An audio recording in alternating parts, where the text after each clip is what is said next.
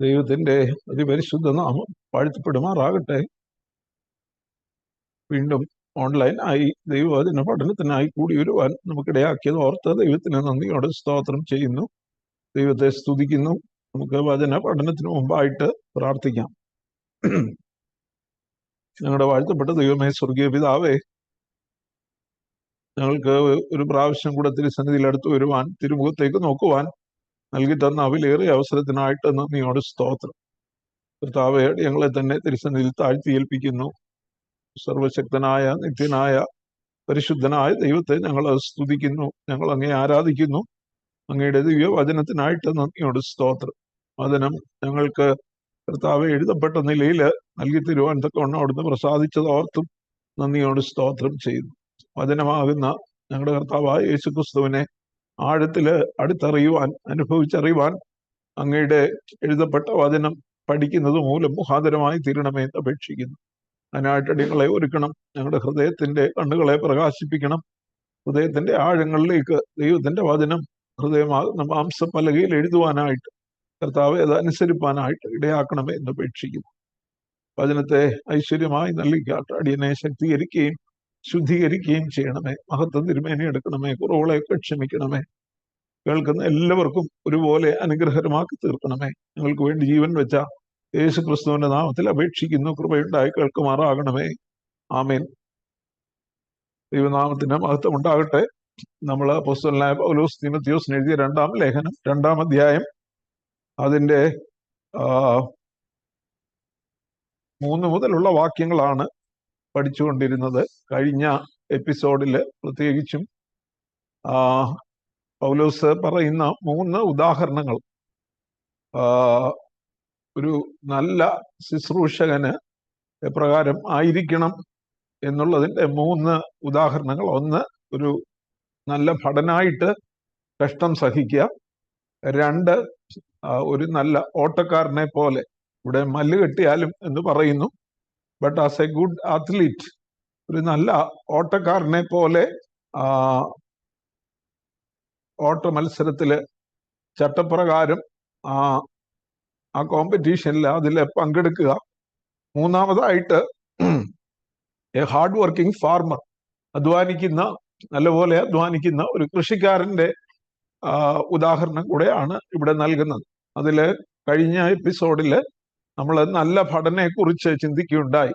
ക്രിസ്തീയ ജീവിതം ഒരു പോരാട്ടമാണെന്നും ഓരോ വിശ്വാസിയും ഓരോ ഭടനാണെന്നും, പ്രത്യേകിച്ച് ശുശ്രൂഷാമുഖത്ത് നിൽക്കുന്നവര് മുന്നണി പോരാളികളാണെന്നും അവര് എപ്രകാരം ആയിരിക്കണമെന്നുള്ളതും നമ്മൾ ചിന്തിച്ചു. അതിൽ പ്രധാനമായിട്ടും പറഞ്ഞത്, ഒരു ഭടന്റെ, പോരാളിയുടെ, പട്ടാളക്കാരന്റെ ആത്യന്തിക ലക്ഷ്യം എന്ന് പറയുന്നത് അവന്റെ കമാൻഡിങ് ഓഫീസറിനെ, അവനെ പടയിലേക്ക് ചേർത്തവനെ പ്രസാദിപ്പിക്കണം എന്നുള്ളതാണ് എന്ന് നാം ചിന്തിക്കുകയുണ്ടായി.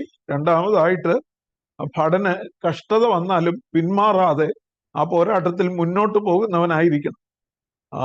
അവന്റെ മുന്നോട്ടേക്കുള്ള പ്രയാണത്തിൽ, അവന് യുദ്ധത്തിൽ മുൻപോട്ട് പോകുമ്പോൾ ധാരാളം പ്രയാസങ്ങളും പ്രതിസന്ധികളും വരും. എന്നാൽ ഇടയ്ക്ക് വെച്ച് ഇട്ടേച്ചു പോകുന്നവനല്ല, വീണ്ടും ധൈര്യത്തോടെ മുന്നേറുന്നവനായിരിക്കണം പടയാളി എന്ന് പറയുന്നത്.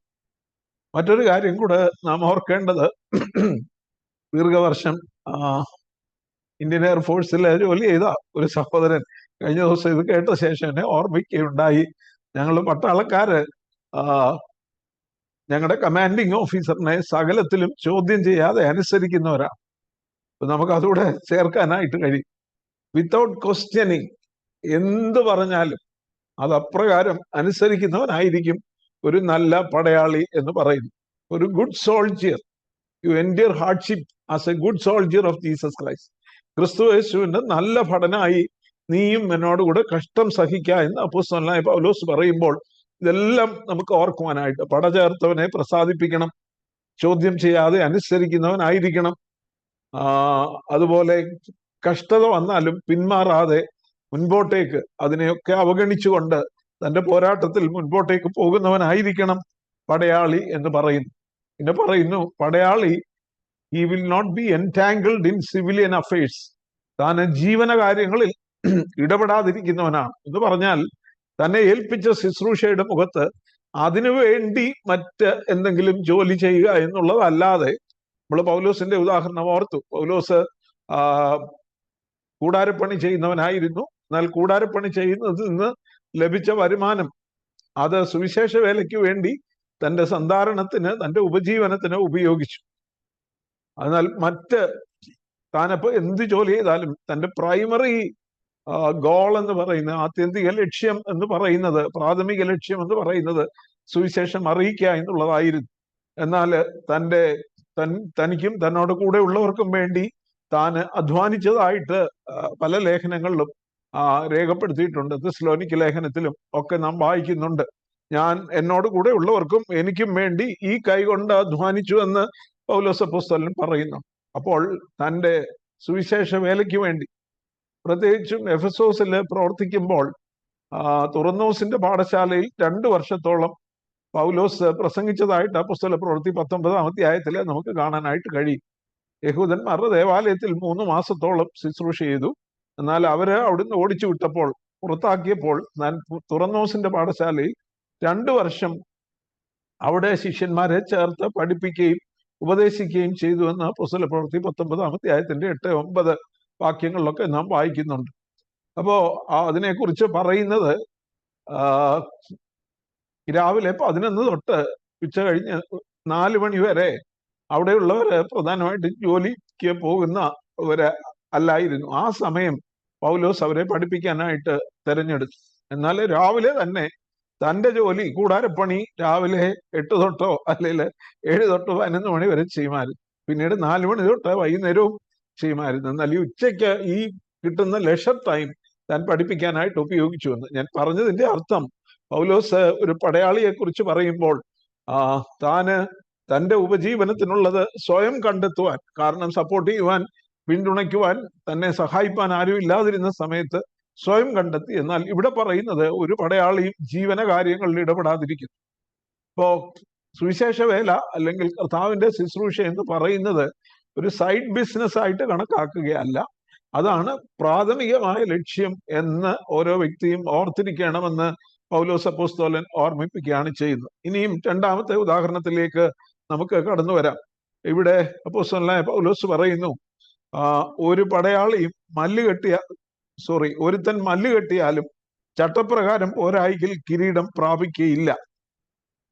Similarly, if anyone competes as an athlete, he does not receive the victor's crown unless he competes according to the rules. ഇവിടെ ഇംഗ്ലീഷ് വേദപുസ്തകത്തില് മല്ല് കെട്ടുക എന്നുള്ളതിന് പകരം അത്ലീറ്റ്, ഒരു ഓട്ടക്കാരനെ അല്ലെങ്കിൽ ഒരു കായിക ഇനങ്ങളിൽ ഒരു വ്യക്തിയെ കുറിച്ചാണ് പറയുന്നത്. ആ കായിക ഇനങ്ങളിൽ പങ്കെടുക്കുന്നവൻ അതിന് നിശ്ചയിച്ചിരിക്കുന്ന റൂൾസ്, അതിനുള്ള ചട്ടങ്ങൾ, അതിന്റെ നിയമങ്ങൾ അനുസരിക്കുവാൻ ബാധ്യസ്ഥനാണ്. അവൻ നിയമങ്ങൾ അനുസരിക്കാതെ, ഒരു ഓട്ടക്കാരൻ ആ ഓട്ട മത്സരത്തിനുള്ള നിയമങ്ങൾ അനുസരിക്കാതെ ഓട്ട മത്സരത്തിൽ പങ്കെടുത്താലും അവന് വിജയിയുടെ കിരീടം ലഭിക്കുകയില്ല എന്നാണ് പറയുന്നത്. പൗലോസ് ആ ഓട്ട മത്സരത്തെ, പ്രത്യേകിച്ചും 1 കൊരിന്ത്യർ 9-ാം അധ്യായം 24-ാമത്തെ വാക്യം നോക്കിയാൽ, 1 കൊരിന്ത്യർ 9:24 എടുത്ത് 9:24 ഇപ്രകാരം പറയുന്നു: ഓട്ടക്കളത്തിൽ ഓടുന്നവർ എല്ലാവരും ഓടുന്നുവെങ്കിലും ഒരുവനെ ബിരുദം പ്രാപിക്കുന്നുള്ളൂ എന്ന് അറിയുന്നില്ലയോ? നിങ്ങളും പ്രാപിപ്പാൻ തക്കവണ്ണം ഓടുവീൻ. പിന്നെ 9:26 പറയുന്നു, ഞാൻ നിശ്ചയമില്ലാത്തവണ്ണമല്ല ഓടുന്നത്, ആകാശത്തെ കുത്തുന്നത് പോലെ അല്ല ഞാൻ മുഷ്ടിയുദ്ധം ചെയ്യുന്നത്.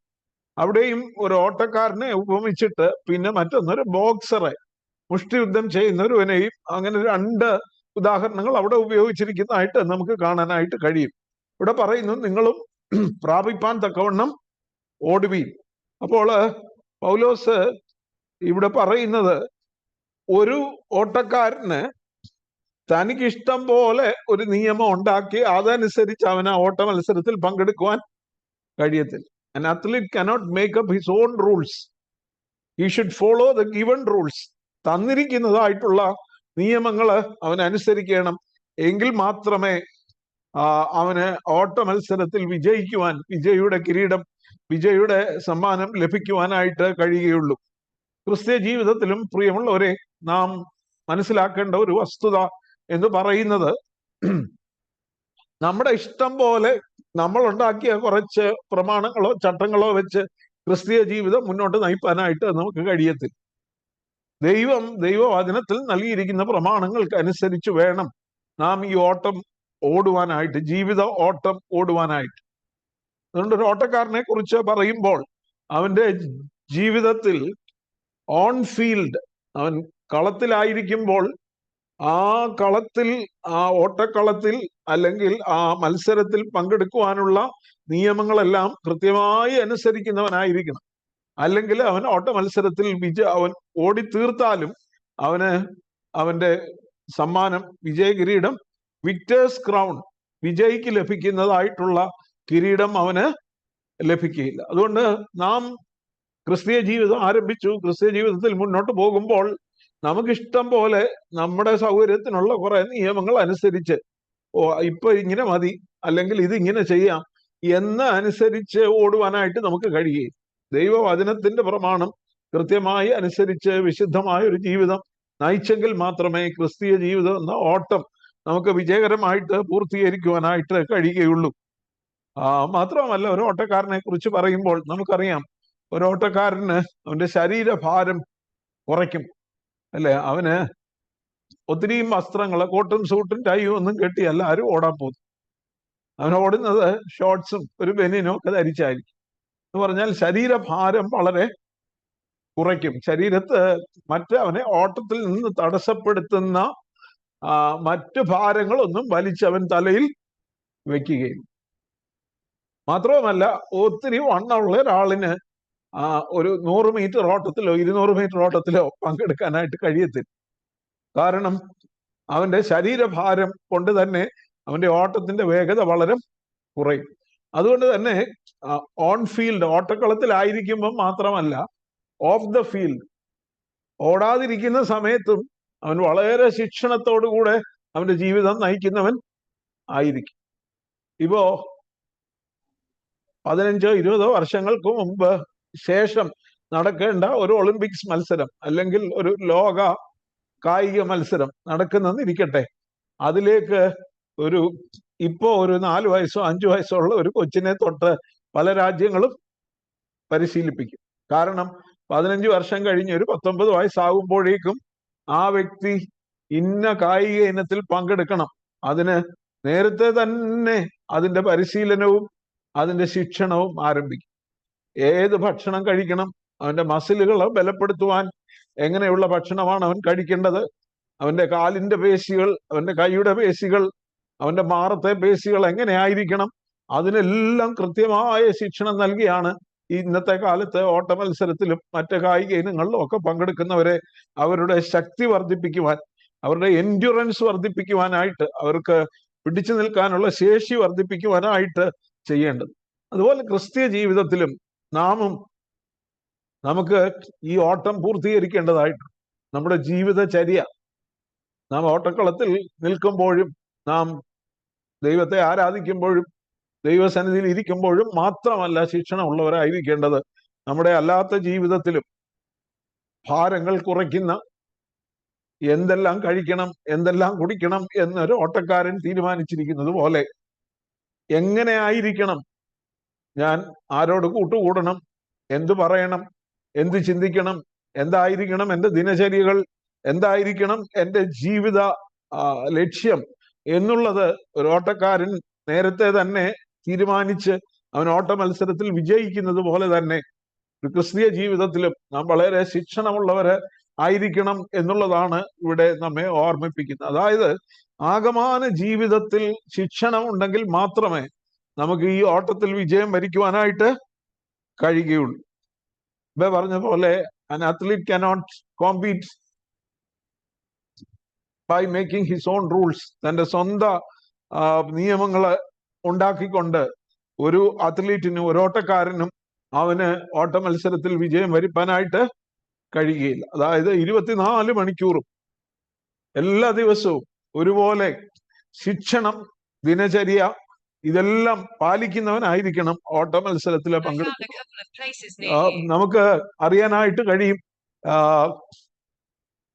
ഓട്ട മത്സരത്തിലൊക്കെ പങ്കെടുക്കുന്നവര് അല്ലെങ്കിൽ പല മത്സരങ്ങളിലും പങ്കെടുക്കുന്നവർ എത്രയോ അവരുടെ ജീവിതത്തില് ഉള്ള ശിക്ഷണമില്ലായ്മ കൊണ്ട് തന്നെ അവർ വിജയം വരിക്കാതെ പോയി. ഞാനൊരു ഉദാഹരണം പറയുന്നത് ചിലപ്പോഴെങ്കിലും പ്രയോജനപ്രദം ആകും എന്ന് കരുതുന്നു. ഒന്ന്, സച്ചിൻ ടെണ്ടുൽക്കറിനെ എല്ലാവർക്കും അറിയാം. ക്രിക്കറ്റ് ഫീൽഡില് വലിയ വിജയം വരിച്ച് റിട്ടയർ ചെയ്ത വ്യക്തിയാണ് സച്ചിൻ ടെണ്ടുൽക്കർ. സച്ചിൻ ടെണ്ടുൽക്കറിന്റെ കളിക്കൂട്ടുകാരനായിരുന്നു വിനോദ് കാംബ്ലി എന്ന് പറയുന്നതായിട്ടുള്ള മറ്റൊരു ക്രിക്കറ്റ്. അവര് സ്കൂളിൽ പഠിക്കുമ്പോൾ തന്നെ വേൾഡ് റെക്കോർഡ് അവർ രണ്ടുപേരും കൂടെ ഒരു ബാറ്റിംഗ് കൂട്ടുകെട്ടില് രണ്ടുപേരും ഔട്ടാകാതെ വളരെ അധികം റൺസ് അടിച്ച് ഒരു ലോക റെക്കോർഡ് സ്ഥാപിച്ചു. അതേ തുടർന്ന് രണ്ടുപേരും ഇന്ത്യൻ ടീമിലേക്ക് അതിനുശേഷം തെരഞ്ഞെടുക്കപ്പെട്ടു. ചെറുപ്പക്കാരായിട്ട് തന്നെ തെരഞ്ഞെടുക്കും. എന്നാൽ സച്ചിൻ വളരെ ഉന്നതങ്ങളിലെത്തി. വിനോദ് കാംബ്ലി തന്റെ കരിയറിന്റെ ഇടയ്ക്ക് വെച്ച് തന്നെ അവസാനിപ്പിച്ച് ടീമിൽ നിന്ന് പുറത്തു പോകേണ്ടി വന്നു. പിന്നെ മറ്റുള്ളവരുടെ സഹായങ്ങളൊക്കെ തേടിയാണ് അദ്ദേഹത്തിന് ജീവിക്കേണ്ടി വന്നത്. കാരണം അദ്ദേഹം തികഞ്ഞൊരു മദ്യപാനിയും അതുപോലെ ജീവിതത്തിലെ വേണ്ട ശിക്ഷണമില്ലാതെ ജീവിച്ചതുകൊണ്ട് അദ്ദേഹത്തിന് വലിയ ഇന്ത്യൻ ടീമിലേക്ക് തെരഞ്ഞെടുക്കപ്പെട്ടിട്ടും പിന്നീട് മറ്റുള്ളവരുടെ സഹായത്താൽ ജീവിക്കേണ്ടി വന്ന അങ്ങനെ ഒരു പരാജയപ്പെട്ട ജീവിതം ആകേണ്ടതായിട്ട് വന്നു എന്നുള്ളത് ഒരു പ്രത്യക്ഷ ഉദാഹരണമാണ്. അപ്പോ അതിനെ സംബന്ധിച്ച് പറയുമ്പോൾ അപ്പൊ ഏത് കായിക ഇനത്തിൽ മാത്രമല്ല, നമ്മുടെ ക്രിസ്തീയ ജീവിതത്തിലും നമുക്ക് വ്യക്തമായ ശിക്ഷണം ഇല്ലെങ്കിൽ, നമ്മുടെ ദിനചര്യകളും നമ്മുടെ ജീവിത വീക്ഷണവും എല്ലാം ദൈവവചനപ്രകാരം ക്രമീകരിക്കുന്നില്ലെങ്കിൽ, ചട്ടപ്രകാരം പോരാടുന്നില്ലെങ്കിൽ ഈ ഓട്ടത്തിൽ വിജയം വരിപ്പാനായിട്ട് നമുക്ക് കഴിയുകയില്ല.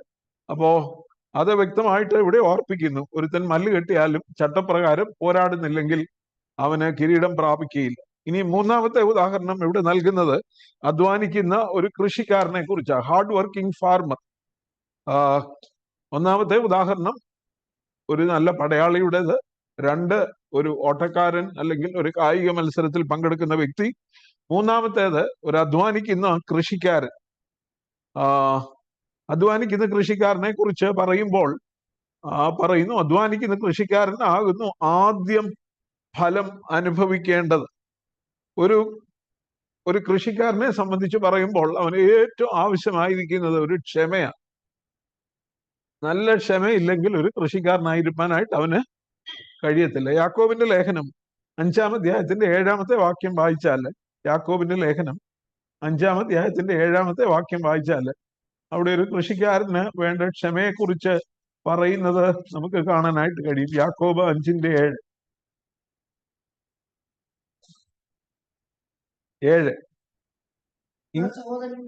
എന്നാൽ സഹോദരന്മാരെ, കർത്താവിന്റെ പ്രത്യക്ഷത വരെ ദീർഘക്ഷമയോടിരിപ്പീൻ. കൃഷിക്കാരൻ ഭൂമിയുടെ വിലയേറിയ ഫലത്തിനു വേണ്ടി കാത്തുകൊണ്ട് മുൻമഴയും പിന്മഴയും അതിന് കിട്ടുവോളം ദീർഘക്ഷമയോടിരിക്കുന്നു. അതുകൊണ്ട് നിങ്ങളും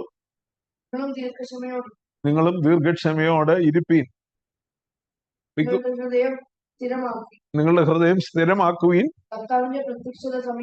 കർത്താവിന്റെ പ്രത്യക്ഷത സമീപിച്ചിരിക്കുന്നു. അവിടെ യാക്കോബ് അപ്പോസ്തലനും അത് തന്നെയാ പറയുന്നത്. B patient then brothers until the Lord's coming. കർത്താവിന്റെ വരവ് വരെ സഹോദരന്മാരെ നിങ്ങൾ ദീർഘക്ഷമയോടെ ഇരിപ്പീൻ. See how the farmer waits for the land to yield its valuable crop and how patient he is for the autumn and spring rains. അവന് മുൻമഴയും പിന്മഴയും കിട്ടുവോളം അവൻ എത്രമാത്രം ക്ഷമയോടെ കാത്തിരിക്കുന്നു. See how a farmer is patient to get his yield. അവന് കൃഷി ചെയ്തു, കൃഷി ഇറക്കിയാൽ ഉടനെ പിറ്റേ ദിവസം കൊയ്യാൻ പറ്റുമോ? ഇല്ല. ആ വിത്ത് വിതച്ചാൽ ആ വിത്ത് വളരണം, അതിന് വേണ്ട പരിചരണങ്ങള്, വളമിടണം, വെള്ളം ഒഴിക്കണം, തന്നെയല്ല അതിന് മഴ കിട്ടണം, ഇതൊക്കെ വേണം. അതിന് എങ്കിൽ മാത്രമേ അത് ഇപ്പോ നെല്ലാണെങ്കിൽ കതിരിട്ട് കഴിഞ്ഞ് അത് കൊയ്ത്തിന് പാകമാകുന്നത് വരെ ആ കൃഷിക്കാരൻ ക്ഷമയോടെ കാത്തിരിക്കും. അപ്പോ അധ്വാനം, ഇതിലെല്ലാം ഇവൻ കാത്തിരിക്കുന്ന സമയം എല്ലാം അധ്വാനമുണ്ട്. വളരെ അധ്വാനിച്ചു കൊണ്ടിരിക്കുക. Hard working farmer. ഇപ്പൊ നമുക്കറിയാം, ഒരു പടയാളി നല്ലപോലെ യുദ്ധം ചെയ്ത് അവൻ വലിയ കാര്യങ്ങളൊക്കെ ചെയ്താൽ അവനെ രാജ്യം ആദരിക്കും, അല്ലേ? ഒരു ഓട്ടക്കാരൻ കായിക മത്സരത്തിൽ വലിയ വിജയങ്ങളൊക്കെ നേടിയാൽ അവനെയും അനേകർ ആദരിക്കും. പക്ഷെ ഒരു കൃഷിക്കാരൻ എത്രമാത്രം നല്ലപോലെ കൃഷി ചെയ്താലും അവനെ അധികം പേരാരും അറിയത്തില്ല. ഇപ്പം പിന്നെ കർഷകശ്രീ അവാർഡൊക്കെ കൊടുക്കുന്നുണ്ടെങ്കിലും കൃഷിക്കാരൻ എത്രമാത്രം നല്ലപോലെ കൃഷി ചെയ്താലും അവനെ ആരും അധികം പേര് അറിയത്തുമില്ല, ആദരിക്കുകയും. ഇവിടെ അങ്ങനെ ഒരു ഉദാഹരണം അതിന് ഇവിടെ തീമോഥെയോസിനോട് പറയുകയാണ്, ഒരു കൃഷിക്കാരനെ പോലെ you be patient and be diligent. ഒരു കൃഷിക്കാരൻ വളരെ ജാഗ്രതയോടെ തന്റെ കൃഷിയെ പരിപാലിക്കുന്നത് പോലെ ആ കൃഷി പാകമായി അതിൽ നിന്ന് കൊയ്തെടുക്കുന്നത് വരെയും അവൻ ദീർഘക്ഷമയോടെ ഇരിക്കുന്നത് പോലെ നിങ്ങളും ദീർഘക്ഷമയോടെ ഇരിപ്പിൻ. യാക്കോബ് പറയുന്നു, കർത്താവിന്റെ വരവ് സമീപിച്ചിരിക്കുന്നു, അതുകൊണ്ട് നിങ്ങൾ കർത്താവിന്റെ വരവ് വരെ ദീർഘക്ഷമയോടെ ഇരിപ്പീനെന്ന്. അപ്പോ ഇവിടെ നമുക്ക് മനസ്സിലാക്കേണ്ടതായിട്ടുള്ള ഒരു കാര്യം, ഇത് തന്നെ വേറൊരു ഉദാഹരണം പൗലോസ് അപ്പോസ്തലന് 1 കൊരിന്ത്യർ 3-ാം അധ്യായത്തിന്റെ 6 മുതൽ 9 വരെയുള്ള വാക്യങ്ങളിൽ പറയുന്നുണ്ട്. 1 കൊരിന്ത്യർ 3-ാം അധ്യായത്തിന്റെ 6 മുതൽ 9 വരെയുള്ള വാക്യങ്ങളിൽ പറയുന്നു.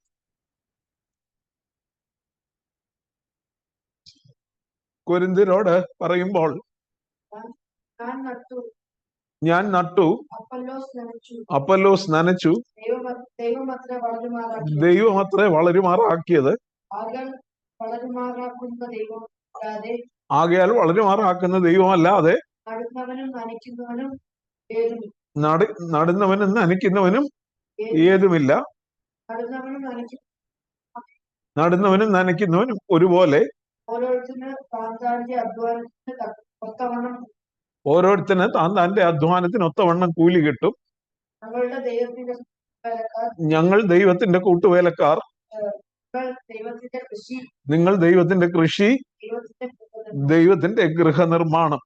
ഇവിടെ പൗലോസ് അപ്പോസ്തലൻ ഇവിടെയും നിങ്ങൾ ദൈവത്തിന്റെ കൃഷിയാണ്, നിങ്ങൾ ദൈവത്തിന്റെ ഗൃഹനിർമ്മാണം. ഈ കൃഷിയിൽ ഞങ്ങളെ ദൈവത്തിന്റെ we are co labourers with the lord. ഞങ്ങളെ ദൈവത്തോട് കൂട്ടിച്ചേർന്ന് ദൈവത്തെ ഈ കൃഷിയിൽ സഹായിക്കുന്ന ജോലിക്കാര് മാത്രം. അതിൽ നട്ടതാര? പൗലോസ്. നനച്ചത് അപ്പൊല്ലോസ്.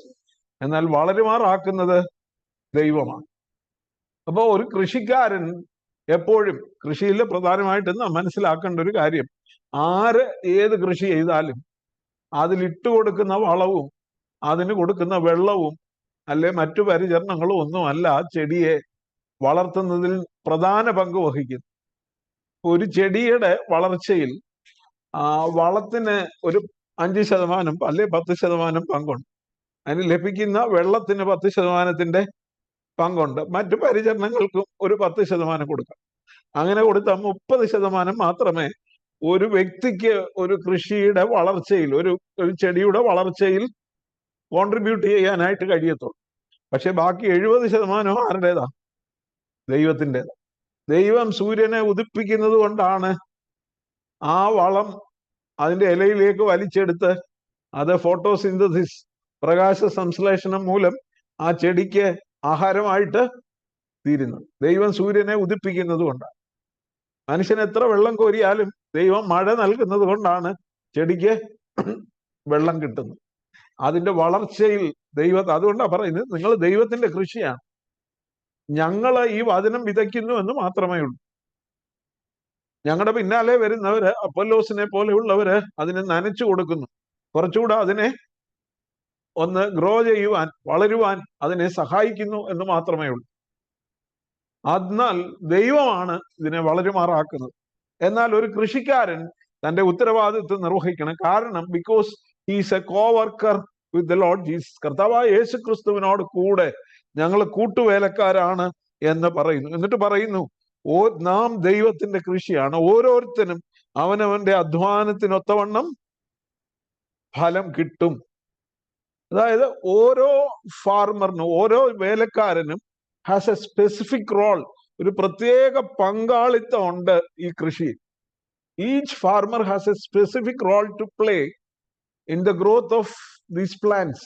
ഈ ചെടികളുടെ വളർച്ചയിൽ, ഈ കൃഷിയുടെ വളർച്ചയിൽ ഓരോ കൃഷിക്കാരനും ഓരോ പങ്കാളിത്തം ഉണ്ട്. ഒരുത്തൻ നിലം ഒഴുകുകയാണെങ്കിൽ ഒരുത്തൻ നിലം ഒരുക്കുകയായിരിക്കും, വേറൊരുത്തൻ ആ വിത്ത് വിതയ്ക്കുന്നു, വേറൊരുത്തൻ അതിന് കാവല് നിൽക്കുന്നു, വേറൊരുത്തൻ അതിന് നനച്ചു കൊടുക്കുന്നു, വേറൊരുത്തൻ വളമിടുന്നു. പക്ഷെ ദൈവമാണ് ഫലം നൽകുകയും അതിനെ വളരുമാറാക്കുകയും ചെയ്യുന്നത്. അപ്പൊ മാത്രമല്ല, ഓരോരുത്തരും അവനവന്റെ അധ്വാനത്തിനൊത്തവണ്ണം കൂലി കിട്ടും. നാം ദൈവത്തിന്റെ മുന്തിരിത്തോട്ടത്തിലെ വേലക്കാരൻ. ആ വേലയ്ക്കായിട്ട് ദൈവം നമ്മെ നിയോഗിച്ചിരിക്കും. ഈ നിയോഗത്തിൽ ലോകം നമ്മെ അംഗീകരിക്കുകയില്ല. ഓട്ടക്കാരന് കിട്ടുന്ന ബഹുമതിയോ പട്ടാളക്കാരന് കിട്ടുന്ന ബഹുമതിയോ കൃഷിക്കാരന് കിട്ടിയെന്നിരിക്കുകയില്ല. എന്നാൽ ഇതിനൊരു പ്രതിഫലം നൽകുന്ന ദൈവമുണ്ട്. മാത്രമല്ല, ഇവിടെ പറയുന്നു അധ്വാനിക്കുന്ന കൃഷിക്കാരനാകുന്നു ആദ്യം ഫലം അനുഭവിക്കേണ്ടത്. ആദ്യം ഫലം അനുഭവിക്കേണ്ടത് അധ്വാനിക്കുന്ന കൃഷിക്കാരൻ.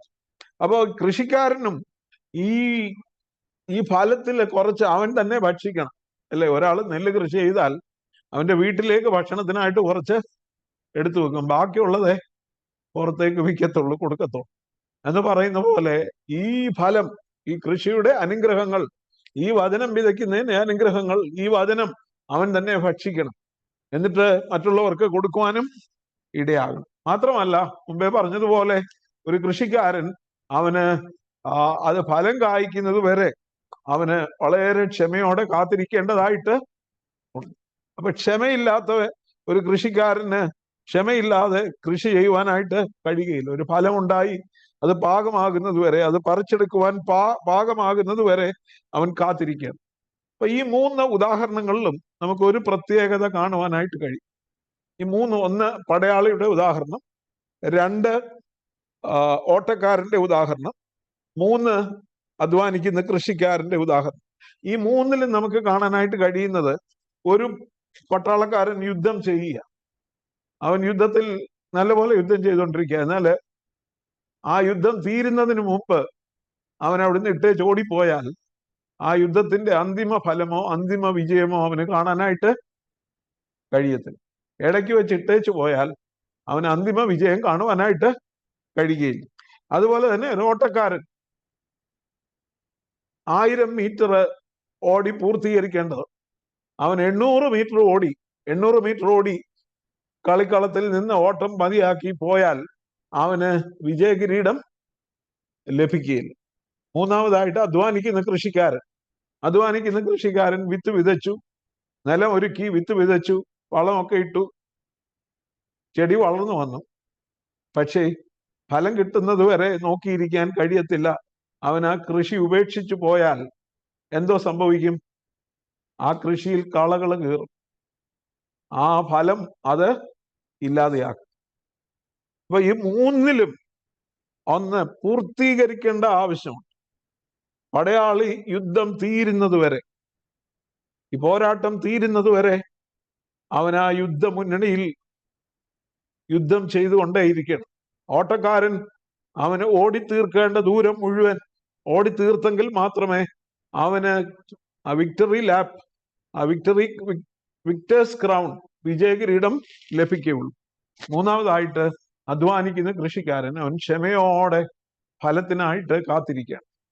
പ്രിയമുള്ളവരെ, ദൈവവചനം ഓർമ്മിപ്പിക്കുന്ന ഇതാ. പ്രത്യേകിച്ചും വെളിപ്പാട് പുസ്തകത്തില് 7 സഭകളുടെ ദൂതില് ഓരോ സഭയുടെയും ദൂതിന്റെ അവസാനം കർത്താവായ യേശു ക്രിസ്തു യോഹന്നാനിലൂടെ സഭകളോട് പറയുകയാണ്, ജയിക്കുന്നവന് ഞാൻ ദൈവത്തിന്റെ പർദീസയിലുള്ള ജീവവൃക്ഷത്തിന്റെ ഫലം തിന്മാൻ കൊടുക്കും. എഫെസോസിലെ സഭയോട് പറയുകയാണ് വെളിപ്പാട് പുസ്തകം 2:7, ജയിക്കുന്നവന്, അവസാനം വരെ പൂർത്തീകരിക്കുന്നവന്, അവസാനം വരെ സഹിച്ചു നിൽക്കുന്നവന് ഞാൻ പർദീസയിലുള്ള ജീവവൃക്ഷത്തിന്റെ ഫലം കൊടുക്കും. സ്മർണയിലെ സഭയോട് പറയുകയാണ്, ആത്മാവ് സഭകളോട് പറയുന്നത് എന്തെന്ന് ചെവിയുള്ളവൻ കേൾക്കട്ടെ എന്ന് ഓരോ തവണയും പറയുന്നുണ്ട്. പറഞ്ഞിട്ട് 11-ാമത്തെ വാക്യത്തിൽ പറയുന്നു, ജയിക്കുന്നവന് 2ാം മരണത്താൽ ദോഷം വരികയില്ല. പിന്നെ പെർഗമോസിലോ സഭയോട് പറയുന്നു, 2-ാം അധ്യായത്തിന്റെ 17-ാമത്തെ വാക്യം, ആത്മാവ് സഭകളോട് പറയുന്നത് എന്തെന്ന് ചെവിയുള്ളവൻ കേൾക്കട്ടെ, ജയിക്കുന്നവന് ഞാൻ മറഞ്ഞിരിക്കുന്ന മന്ന കൊടുക്കും, ഞാൻ അവന് വെള്ളക്കല്ലും ലഭിക്കുന്നവനല്ലാതെ ആരും അറിയാത്തതും ആ കല്ലിന്മേൽ എഴുതിയിരിക്കുന്നതുമായി പുതിയ പേര് കൊടുക്കും. തുയത്തൈരയിലെ സഭയോടും അത് തന്നെ പറയുന്നു, ജയിക്കുകയും ഞാൻ കൽപ്പിച്ച പ്രവർത്തികൾ 26-ാം വാക്യം അവസാനത്തോളം അനുഷ്ഠിക്കുകയും ചെയ്യുന്നവന് എന്റെ പിതാവ് എനിക്ക് തന്നതുപോലെ ഞാൻ ജാതികളുടെ മേൽ അധികാരം കൊടുക്കും. ജയിക്കുകയും ഞാൻ കൽപ്പിച്ച പ്രവർത്തികളെ അവസാനത്തോളം അനുസരിക്കുകയും ചെയ്യുന്നു. അപ്പോ റൂൾസ് തന്നിട്ടുണ്ട്, നിയമങ്ങൾ തന്നിട്ടുണ്ട്, കൽപ്പിച്ചിട്ടുണ്ട്. അത് അവസാനത്തോളം അനുസരിക്കണം, ജയിക്കണം. ജയിക്കുന്നവനാണ് അധികാരം കൊടുക്കുന്നത്. ജയിക്കുന്നവനാണ് പർദീസയിലുള്ള ജീവവൃക്ഷത്തിന്റെ ഓഹരി കൊടുക്കുന്നത്. ജയിക്കുന്നവനാണ് ജീവകിരീടം ലഭിക്കുന്നത്. സർദീസിലെ സഭയോട് പറയുന്നു, ജയിക്കുന്നവൻ വെള്ള ഉടുപ്പ് ധരിക്കും. ഫിലദൽഫിയയിലെ സഭയോട് പറയുന്നു, ജയിക്കുന്നവനെ ഞാൻ എൻ്റെ ദൈവത്തിന്റെ ആലയത്തിൽ തൂണാക്കും. ലവോദിക്ക സഭയോട് പറയുന്നു, ജയിക്കുന്നവന് ഞാൻ എന്നോടുകൂടെ എൻ്റെ സിംഹാസനത്തിൽ ഇരുപ്പാൻ വരം നൽകും. ഞാനും ജയിച്ച് എൻ്റെ പിതാവിനോടുകൂടെ അവന്റെ സിംഹാസനത്തിൽ ഇരുന്നത് പോലെ തന്നെ ആത്മാവ് സഭകളോട് പറയുന്ന എന്തെന്ന് ചെവിയുള്ളവൻ കേൾക്കട്ടെ. അപ്പം ഞാൻ ഓർപ്പിച്ചത്, ഒരു യുദ്ധം തീരുന്നത് വരെ ആ യുദ്ധത്തിൽ സജീവമായി പങ്കെടുത്ത് ചട്ടങ്ങൾ അനുസരിച്ച് പടചേർത്തവനെ പ്രസാദിപ്പിച്ചുകൊണ്ട് ആ യുദ്ധം തീരുന്നത് വരെ ആ യുദ്ധ മുന്നണിയിൽ നിന്ന് വീറോടെ യുദ്ധം ചെയ്യുന്നവന് ദൈവം അവന്റെ പ്രതിഫലം കൊടുക്കും. ജയിക്കുന്നവന് സിംഹാസനത്തിൽ ഇരുപ്പാൻ വരം കൊടുത്തു. ജയിക്കുന്നവന് ജീവവൃക്ഷത്തിന്റെ ഫലം കൊടുക്കും. ഓട്ടം പൂർത്തിയാക്കുന്നതിന് മുമ്പ് ഇട്ടേച്ചു പോയാൽ അവന് വിജയകിരീടം ലഭിക്കുകയില്ല. അതുകൊണ്ട് പൗലോസ് പറയുന്നത്, ഞാൻ ഓട്ടം തികച്ചു. ഈ 2 തീമോഥെയോസിൽ തന്നെ 4-ാം അധ്യായത്തില് അവസാനം പറയുകയാണ്, ഞാൻ നല്ല പോർ പൊരുതു, ഓട്ടം തികച്ചു. I finish my race, I fought the good fight of faith, I finish my race. ഞാൻ നല്ല പോർ പൊരുതു, നല്ല പടയാളിയായി ജീവിതാന്ത്യം വരെ ഞാന് പോരാടി. ഞാൻ ജീവിതാന്ത്യം വരെ എനിക്ക് തന്നിരിക്കുന്ന ഓട്ടം പൂർത്തിയാക്കി. ഇനിയും എനിക്ക് ജീവകിരീടത്തിനായിട്ട് ഞാൻ പോവുകയാണ്. എനിക്ക് മാത്രമല്ല, അവന്റെ പ്രത്യക്ഷതയിൽ പ്രിയം വെച്ച അവർക്കും കൂടെ. അധ്വാനിക്കുന്ന കൃഷിക്കാരന് അവസാനം അതിന്റെ ഫലം ലഭിക്കും. അവന് മറഞ്ഞിരിക്കുന്ന മന്ന കൊടുക്കും. അവന് പർദീസയിലുള്ള ജീവവൃക്ഷത്തിന്റെ ഫലം തിന്മാനായിട്ട് കൊടുക്കും. പ്രിയമുള്ളവരെ, ഈ പോരാട്ടത്തിൽ നാം ഇടയ്ക്ക് വെച്ച് ഇട്ടേച്ചു പോകുന്നവരാണോ? യുദ്ധമുന്നണി പ്രയാസം വരുമ്പോൾ ഇട്ടേച്ചു പോകുന്നവരാണോ? ഓട്ടം പൂർത്തീകരിക്കാതെ അവസാനിപ്പിക്കുവാൻ നാം ശ്രമിക്കുന്നുണ്ടോ? അതോ നാം കൃഷി ഇറക്കിയിട്ട് അതിന്റെ ഫലത്തിനു വേണ്ടി അധ്വാനിക്കാതെ, ഫലത്തിനു വേണ്ടി ക്ഷമയോടെ കാത്തിരിക്കാതെ, കള കയറുവാൻ ലോകത്തിന്റെ മോഹങ്ങളും ചിന്തകളും ഒക്കെ വന്ന് ആ ഫലത്തെ ഇല്ലായ്മ ചെയ്യുവാൻ അനുവദിക്കുന്നവരാണോ? നാം നമ്മുടെ ജീവിതത്തെ ചിന്തിക്കണം. അതുകൊണ്ടാണ് പൗലോസ് അപ്പോസ്തലൻ തീമോഥെയോസിനോട് അടുത്ത വാക്യം, 7-ാമത്തെ വാക്യം പറയുന്നു, ഞാൻ പറയുന്നത് ചിന്തിച്ചു കൊള്ളുക, കർത്താവ് സകലത്തിലും നിനക്ക് ബുദ്ധി നൽകുമല്ലോ. Reflect on what I am saying, for the lord will give you insight into all this. ഞാൻ പറയുന്നത് നീ ചിന്തിക്കുക, റിഫ്ലക്ട് ചെയ്യുക, അതിനെ ഒന്ന് മനസ്സിരുത്തി ചിന്തിക്കുക. കർത്താവ് സകലത്തിലും നിനക്ക് ബുദ്ധി നൽകും.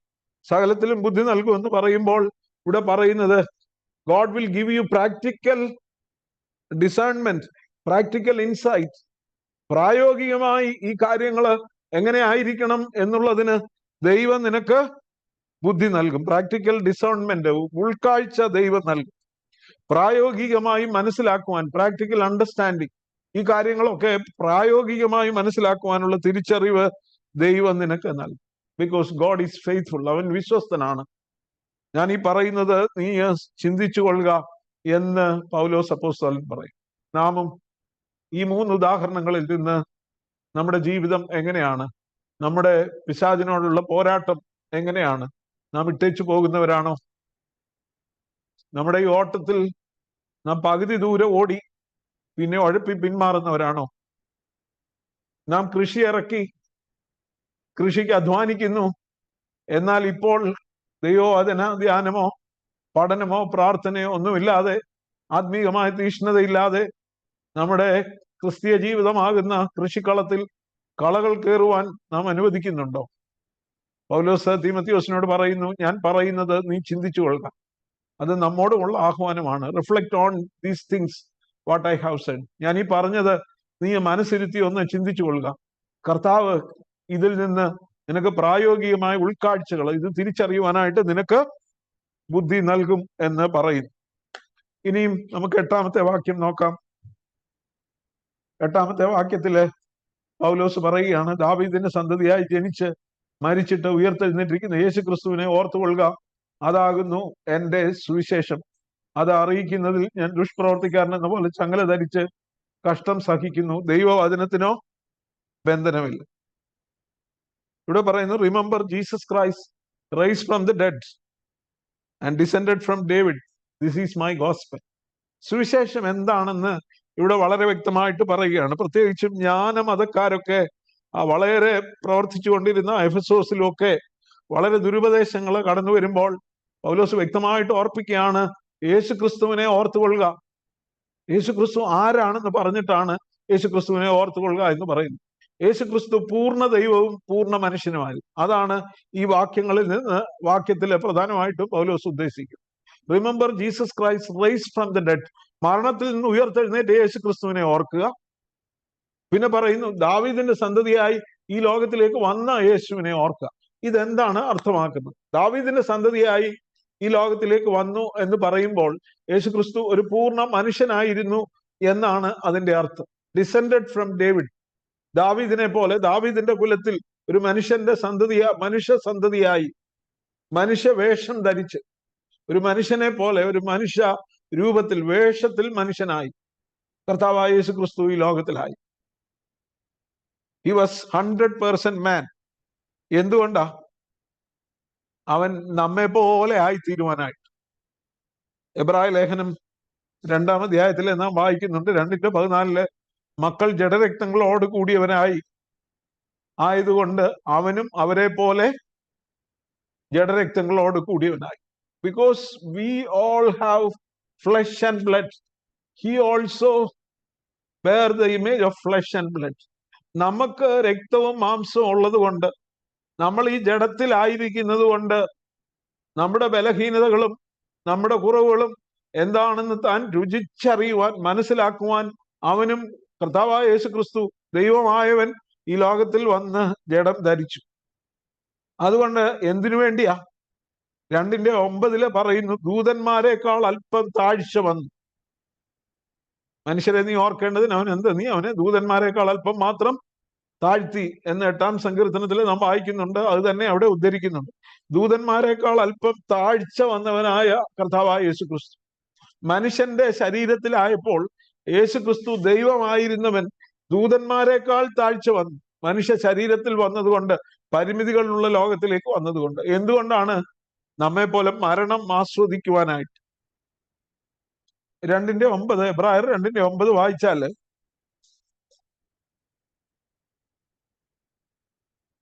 എബ്രായർ 2:9,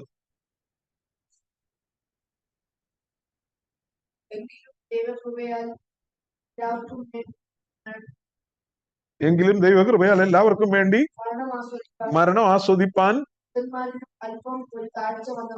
മരണം ആസ്വദിപ്പാൻ വേണ്ടി ദൂതന്മാരിലും അല്പം ഒരു താഴ്ച സ്വയം വരുത്തി. മനുഷ്യനായി തീർന്നത് കൊണ്ട് ദൂതന്മാരെക്കാൾ താണ ഒരു എക്സിസ്റ്റൻസ് കർത്താവായ യേശു ക്രിസ്തു സ്വീകരിച്ചു. ജഡശരീരത്തിലായി മരണം ആസ്വദിപ്പാൻ താഴ്ച വന്നവനാ യേശു മരണം അനുഭവിച്ചത് കൊണ്ട് അവനെ മഹത്വവും ബഹുമാനവും കാണുന്നു. എന്തുകൊണ്ടാ? നമ്മെ രക്ഷയിലേക്ക് നടത്തുമ്പോൾ നമ്മുടെ രക്ഷാനായകനെ കഷ്ടാനുഭവങ്ങളാൽ തികഞ്ഞവനാക്കുന്ന യുക്തമായിരുന്നു എന്നാണ് അടുത്ത വാക്യം. അതുകൊണ്ട് മക്കൾ ജഡരക്തങ്ങളോട് കൂടിയവർ ആകൊണ്ട്, 2:14 അതാ വീണ്ടും പറയുന്നു, നാം ഒക്കെ മക്കൾ, ദൈവത്തിന്റെ മക്കളായി തീർന്നിട്ടവർ ജഡവും രക്തവും ഉള്ളവരായിരുന്നത് കൊണ്ട് അവനും അവരെ പോലെ ജഡരക്തം. He shared our humanity. നമ്മുടെ മനുഷ്യത്വം, മാനുഷികമായ പരിമിതികളും ഈ ജഡശരീരത്തിൽ ജീവിക്കുന്നതിന്റെ പരിമിതികൾ എന്തൊക്കെയാണെന്ന്, പോരായ്മകൾ എന്തൊക്കെയാണെന്ന്, ഈ ജഡശരീരത്തിൽ എന്തെല്ലാം ടെംപ്റ്റേഷൻസും എന്തെല്ലാം പരീക്ഷകളും പരീക്ഷണങ്ങളും നേരിടേണ്ടി വരുമെന്നും സ്വയം അനുഭവിച്ചറിഞ്ഞ കർത്താവായ യേശു ക്രിസ്തു. എന്തിനു വേണ്ടിയാ? To become our perfect substitute. നമ്മുടെ കൃത്യമായ പകരക്കാരനായി തീരേണ്ടത്, നമ്മുടെ പൂർണ്ണമായ പകരക്കാരനായി തീരേണ്ടതിനു വേണ്ടി കർത്താവായ യേശു ക്രിസ്തു ദാവീദിന്റെ സന്തതിയായി ലോകത്തിലേക്ക് വന്നു. പ്രിയമുള്ളവരെ, ഇത് സുവിശേഷത്തിന്റെ കാതലായ ഉപദേശമാണ്. He was 100% man to share our humanity. He became 100% man. അവൻ 100% മനുഷ്യനായി തീർന്നു. അതുകൊണ്ടാണ് ദാവീദിന്റെ സന്തതിയായി എന്നവിടെ പറഞ്ഞിരിക്കുന്നു. കാരണം നമ്മുടെ പകരക്കാരനായി തീരണം. നമുക്ക് പകരമായി മരണം ആസ്വദിക്കണം. നമുക്ക് പകരമായി പാപത്തിന്റെ ശിക്ഷ ഏറ്റെടുക്കണം. അതുകൊണ്ട് നമ്മെ പോലെ ഒരു ജഡശരീരത്തിൽ കർത്താവായ യേശു ക്രിസ്തു ഈ ലോകത്തിൽ ജീവിച്ചു. എന്നാൽ അവൻ മരണത്തെ ജയിച്ച് ഉയർത്തെഴുന്നേറ്റു. അതെന്താണ് വ്യക്തമാക്കുന്നത്? റോമാലേഖനം 1-ാം അധ്യായത്തിന്റെ 5-ാമത്തെ വാക്യം നോക്കിയാൽ, റോമർ 1:5.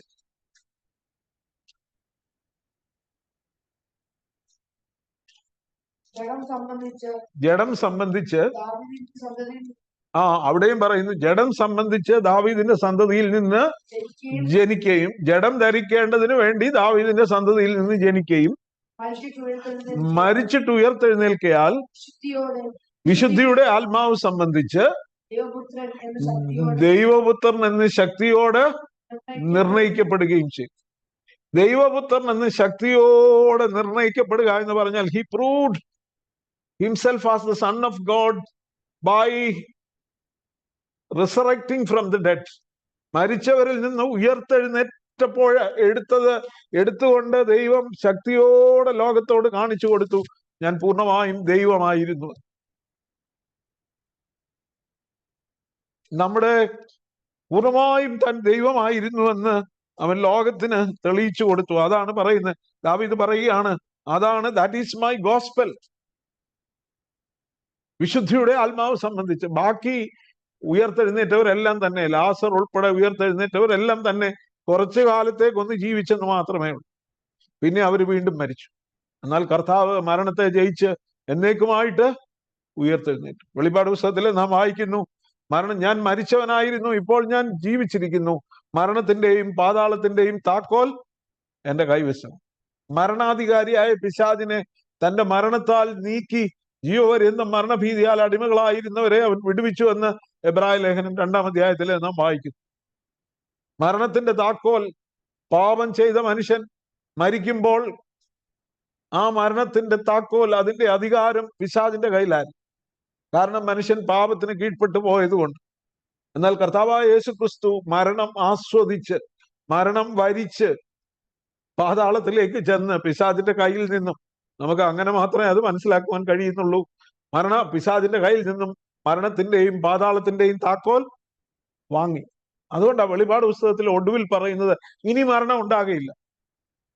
No more death, there is no more death. ഇനി മേലാൽ മരണം ഉണ്ടാകുകയില്ല. കാരണം മരണത്തിന്റെ താക്കോൽ കൈവശമുള്ളവൻ അവൻ നമുക്ക് മുമ്പായി ഉയർത്തെഴുന്നേറ്റു, മരണത്തിൽ നിന്ന് ആദ്യ ഫലമായി ഉയർത്തെഴുന്നേറ്റു. അതുകൊണ്ടാണ് ഗോസ്പൽ എന്താന്ന് പറയുമ്പോൾ ഇത് പൂർണ്ണമായും മനസ്സിലാക്കുകയും അറിയിക്കുകയും ചെയ്യുന്നതാണ് സുവിശേഷം എന്ന് പറയുന്നത്. യേശുക്രിസ്തു ഒരു പൂർണ്ണ മനുഷ്യനായി നമ്മെ പോലെ ജഡരക്തങ്ങളോട് കൂടിയവനായി തീരേണ്ടതിനു വേണ്ടി ദാവീദിന്റെ സന്തതിയിൽ ജനിച്ചു, ഒരു ജഡം ധരിച്ചു, ഇവിടെ ഒരു പൂർണ്ണ മനുഷ്യനായി 33.5 കൊല്ലം ജീവിച്ചു. അവൻ മരണം ആസ്വദിച്ചു. മനുഷ്യനായി ജീവിച്ചത് കൊണ്ട് അവൻ മരണിക്കുവാൻ അവന് കഴിഞ്ഞു. അവൻ മരിച്ചപ്പോൾ നമ്മുടെ പെർഫെക്റ്റ് അറ്റോൺമെന്റ് ആയി, നമ്മുടെ പാപത്തിന്റെ സമ്പൂർണമായ പരിഹാരമായി, നമ്മുടെ പകരക്കാരനായി അവൻ മരണം ഏറ്റുവാങ്ങി. എന്നാൽ അവൻ പൂർണ്ണമായി ദൈവമായിരുന്നത് കൊണ്ട്, വിശുദ്ധിയുടെ ആത്മാവ് അവനിൽ ഉണ്ടായിരുന്നത് കൊണ്ട് അവൻ മരണത്തെ ജയിച്ച് ഉയർത്തെഴുന്നേറ്റു. അവൻ ദൈവപുത്രൻ എന്ന് ശക്തിയോടെ നിർണയിക്കുകയും ചെയ്തു. So that is the finished work of Lord Jesus Christ. കർത്താവായ യേശു ക്രിസ്തു കാൽവറിയിൽ താൻ ജീവൻ ഏൽപ്പിച്ചു പ്രാണനെ ഏൽപ്പിച്ചു കൊടുക്കുന്നതിന് മുമ്പ് പിതാവിനോട് പറഞ്ഞു, സകലവും നിവൃത്തിയായി, തെറ്റലസ്തായി, സകലവും പൂർത്തിയായി, എന്നെ ഏൽപ്പിച്ച ജോലി പൂർത്തിയാക്കി എന്ന് പറഞ്ഞ് അവൻ പിതാവിന്റെ കരങ്ങളിലേക്ക് തന്റെ ആത്മാവിനെ ഏൽപ്പിച്ചു. കർത്താവിന്റെ കാൽവറി ക്രൂശിൽ തന്റെ വേല പൂർത്തീകരിച്ചു. ഇനി അതിനോട് ആരും ഒന്നും കൂട്ടുകയും വേണ്ട, കുറയ്ക്കുകയും വേണ്ട. അതിനെയാണ് പൗലോസ് പറയുന്നത്, ഇതാകുന്നു എന്റെ സുവിശേഷം. This is my gospel, Jesus Christ who was raised from the dead and descended from David, and this is my gospel. യേശു ക്രിസ്തു ദാവീദിന്റെ സന്തതിയായി ജനിച്ച് മരിച്ചിട്ട് ഉയർത്തെഴുന്നേറ്റിരിക്കുന്ന യേശു ക്രിസ്തുവിനെ ഓർത്തുകൊള്ളുവീൻ, അതാകുന്നു എന്റെ സുവിശേഷം. എന്നിട്ട് പൗലോസ് പറയുകയാണ്, for which I am suffering to the point of being chained like a common criminal.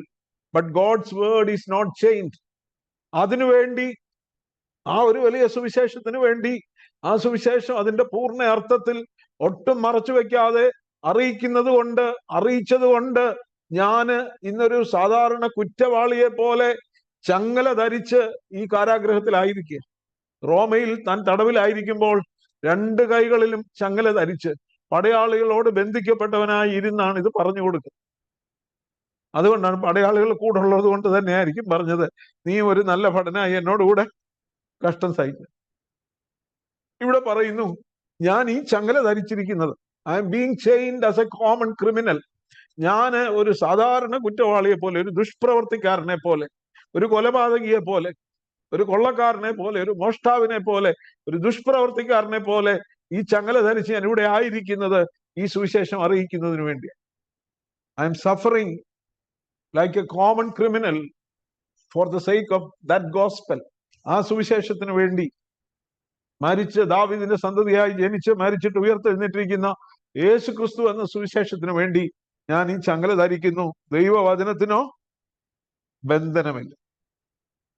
പ്രിയമുള്ളവരെ, പൗലോസ് ഇത് പറയുമ്പോൾ അന്ന് നീറോ ചക്രവർത്തിയാണ്, നീറോ കൈസറാണ് റോമ ഭരിച്ചുകൊണ്ടിരുന്നത്. നീറോയെ കുറിച്ച് പറയുന്നത്, റോമ നഗരം വീണ്ടും പുതുക്കി പണിയുവാനോ മറ്റോ ആയിട്ട് റോമ നഗരത്തിന് നീറോ തീ വെപ്പിച്ചിട്ട് അത് വലിയ ബഹളമായപ്പോൾ, പ്രശ്നമായപ്പോൾ ആ കുറ്റം ക്രിസ്ത്യാനികളുടെ മേൽ ചുമത്തി. അങ്ങനെ അനേക ക്രിസ്ത്യാനികളെ കൊന്നൊടുക്കി. ആ കൂട്ടത്തിൽ പൗലോസും അറസ്റ്റ് ചെയ്യപ്പെട്ടു. അങ്ങനെയാണ് പൗലോസിന്റെയും ശിരച്ഛേദം ചെയ്തതെന്ന് കരുതപ്പെടുന്നു. അവിടെ പറയുകയാണ്, ഞാനൊരു ദുഷ്പ്രവർത്തിക്കാരൻ എന്ന പോലെ ഞാൻ ചങ്ങല ധരിച്ചിരിക്കുകയാണ്. എന്നിട്ട് പറയുകയാണ്, എന്നാൽ എൻ്റെ കൈകൾക്ക് ബന്ധനം ഉണ്ടെങ്കിലും ദൈവവചനത്തിനോ ബന്ധനമില്ല. നൂറ്റാണ്ടുകളായി ഈ ദൈവവചനത്തെ പൊട്ടിക്കളയുവാൻ, തിരിച്ചു കളയുവാൻ, ഇത് കത്തിച്ചു കളഞ്ഞ അനേകരുണ്ട്. ഇത് പല രാജ്യങ്ങളിലും നിരോധിച്ചിട്ടുണ്ട്. ബൈബിൾ കൊണ്ടുപോകാൻ കഴിയാത്ത രാജ്യങ്ങളുണ്ടായിരുന്നു. ദൈവവചനം കയറ്റുവാൻ കഴിയാത്ത രാജ്യങ്ങളുണ്ടായിരുന്നു. ഇത് അനേകർ ഇതിനു വേണ്ടി ജീവൻ കൊടുത്തു. ഇത് സ്വന്തം ഭാഷകളിലേക്ക് വിവർത്തനം ചെയ്യുന്നതിന്, ഇംഗ്ലീഷിലേക്ക് വിവർത്തനം ചെയ്യാൻ തന്നെ എത്രയോ പേര്, വില്യം ടെയിൻഡെയിൽ, ജോൺ വിക്ലിഫ് മുതലായവരൊക്കെ തങ്ങളുടെ ജീവൻ കൊടുത്തതാണ്. അനേകർ ഇത് പ്രസംഗിച്ചതിന്റെ പേരിൽ ജീവനോടെ ദഹിപ്പിക്കപ്പെട്ടിട്ടുണ്ട്. എന്നാൽ ദൈവവചനം ഇതിനെല്ലാം മറികടന്ന് ഇന്നും നിലനിൽക്കുകയാണ്. യെശയ്യാ പ്രവചനം 40-ാം അധ്യായത്തിന്റെ 8-ാമത്തെ വാക്യം വായിച്ചാല് ദൈവവചനത്തെ കുറിച്ച് അവിടെ പറയുന്നു. യെശയ്യാവ് 40:8 പുല്ലുവാടുന്നു. യെശയ്യാവ് 40 പുല്ലുണങ്ങുന്നു, പൂവാടുന്നു, നമ്മുടെ ദൈവത്തിന്റെ വചനമോ എന്നേക്കും നിലനിൽക്കുന്ന. ആകാശവും ഭൂമിയും മാറിപ്പോയാലും മാറിപ്പോകാത്ത ദൈവത്തിന്റെ വചനം, അതിന് ബന്ധനമില്ല. അത് എന്നേക്കും നിലനിൽക്കുന്ന വചനം. ആരെല്ലാം ഇതിനെ നശിപ്പിക്കുവാൻ ശ്രമിച്ചോ, കൂട്ടിമാട്ടുവാൻ ശ്രമിച്ചോ, കത്തിച്ചു കളയുവാൻ ശ്രമിച്ചോ, നിരോധിച്ചുവോ, അവരൊക്കെ നീങ്ങിപ്പോയി. എന്നാൽ ദൈവവചനം ഇന്നും നിലനിൽക്കുന്നു. പുല്ലുവാടുന്നു, പൂ ഉണങ്ങുന്നു, ദൈവത്തിന്റെ വചനമോ എന്നേക്കും നിലനിൽക്കും. എന്നാൽ ഈ ദൈവവചനത്തിനൊരു ബന്ധനമുണ്ട്. അതെപ്പോഴാ? ഇത് നാം സ്വീകരിക്കാതെ ഇരിക്കുമ്പോൾ, ഇത് കൈക്കൊള്ളാതിരിക്കുമ്പോൾ, ഇത് ഉപേക്ഷിക്കുമ്പോഴാണ് പ്രിയമുള്ളവരെ വചനം ബന്ധിക്കപ്പെടുന്നത്. ഇത് പ്രസംഗിക്കപ്പെടാതിരിക്കുമ്പോൾ ദൈവവചനം ബന്ധിക്കപ്പെടുക. അനേകർ ദൈവത്തെ ആരാധിപ്പാനായിട്ട് കൂടി വരും. ഇപ്പൊ മാർപ്പാപ്പ തന്നെ പറഞ്ഞൊരു 8 മിനിറ്റ് മാത്രം എന്തെങ്കിലും ഒന്ന് പറഞ്ഞേച്ചാൽ മതി എന്നല്ലേ, കൂടുതലൊന്നും പ്രസംഗിച്ച് മനുഷ്യനെ മോഷിപ്പിക്കേണ്ട. ദൈവവചനം കൊടുക്കാതിരിക്കുന്നാൽ പ്രിയമുള്ളവരെ അവിടെ ദൈവവചനം ബന്ധിക്കപ്പെടുക. പുൾപിറ്റുകളിൽ ദൈവവചനം പ്രസംഗിക്കേണ്ടതിന് പകരം സാരോപദേശങ്ങളും മോട്ടിവേഷണൽ സ്പീച്ചസും ഒക്കെ ആയിട്ട് മാറി പരിസ്ഥിതിയെക്കുറിച്ചും കാർബൺ ഡയോക്സൈഡ് എമിഷനെ കുറിച്ചും ഒക്കെ മാത്രം പറഞ്ഞ്, അല്ലെങ്കിൽ മറ്റു കുറെ മഹത് വചനങ്ങളും ഒക്കെ പറഞ്ഞ് അവസാനിപ്പിക്കപ്പെടുമ്പോൾ ദൈവവചനം ബന്ധിക്കപ്പെടുക. ദൈവവചനം ഉള്ള നിലയിൽ, അതുകൊണ്ടാണ് അടുത്ത വാക്യങ്ങളിൽ പറയുന്നത്, സത്യവചനത്തെ യഥാർത്ഥമായി പ്രസംഗിച്ചുകൊണ്ട് ലജ്ജിപ്പാൻ സംഗതിയില്ലാത്ത വേലക്കാരനായി നിൽപ്പാൻ ശ്രമിക്കും. പ്രിയമുള്ളവരെ, ദൈവവചനത്തിന് ബന്ധനമില്ല. അത് നിലനിൽക്കുന്ന ദൈവത്തിന്റെ വചനമാണ്. എന്നാൽ ഈ ദൈവവചനം യഥാർത്ഥമായി പ്രസംഗിക്കണമെങ്കിൽ, യഥാർത്ഥമായി ഈ ദൈവവചനത്തെ മറ്റുള്ളവരോട് അറിയിക്കണമെങ്കിൽ ഒരു നല്ല ഭടനായി നാമും കഷ്ടം സഹിക്കണം. നാം ഒരു നല്ല ഓട്ടക്കാരനെ പോലെ നിയമങ്ങൾ അനുസരിച്ച് ഓടുന്നവരായിരിക്കണം. നല്ല കൃഷിക്കാരായി ക്ഷമയോടെ ഫലത്തിന് കാത്തിരിക്കുന്ന അതുവരെയും നടുകയും നനയ്ക്കുകയും പരിപാലിക്കുകയും ചെയ്യുന്ന കൃഷിക്കാരായി നമ്മെ ഏൽപ്പിച്ച ശുശ്രൂഷ നിർവഹിപ്പാൻ ദൈവം നമ്മെ എവരെയും സഹായിക്കട്ടെ. ദൈവത്തിന്റെ പരിശുദ്ധാത്മാവ് നമ്മെ ഒരുക്കട്ടെ എന്ന് പ്രാർത്ഥിച്ചുകൊണ്ട് എൻ്റെ വാക്കുകളെ അവസാനിപ്പിക്കുന്നു. ദൈവം നമ്മെ എവരെയും അനുഗ്രഹിക്കുമാറാകട്ടെ.